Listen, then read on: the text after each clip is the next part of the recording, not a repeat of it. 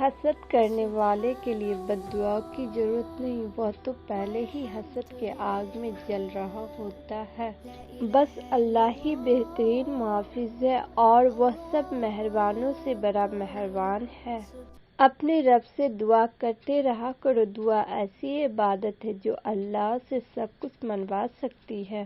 احسان، گناہوں کے دوران موت نہ آنا اور گناہوں کے بعد توبہ کی مہلت ملنا اللہ پاک کا بڑا احسان ہے۔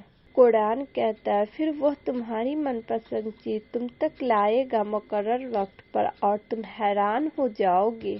اللہ والے، یہ جو اللہ والے ہوتے ہیں نا، یہ دلوں میں میل رکھ کر باتیں نہیں کرتے، بلکہ یہ دلوں میں اللہ کا خوف رکھ کر باتیں کرتے ہیں۔ اس لیے نہیں کہ ان کی باتوں میں تاثیر ہوتی ہے جو سیدھا دل پر اثر کرتی ہے۔ مولا تو اپنی رضا پہ راضی رہنا سکھا دے، آمین۔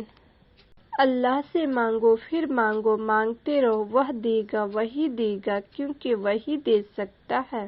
جب ساری دنیا منہ پھیر لیتی ہے تو اس وقت اللہ آپ کے ساتھ ہوتا ہے۔ جب دل گھبرائے تو نماز ادا کر لیا کرو۔ جو لوگ اللہ تعالیٰ کی آیتوں پر ایمان نہیں لاتا، ان کو اللہ تعالیٰ کبھی راہ پر نہ لائے گا اور ان کے لیے دردناک سزا ہوگی۔ اے ایمان والو، اللہ سے ڈرو اور سچ کے ساتھ ہو جاؤ۔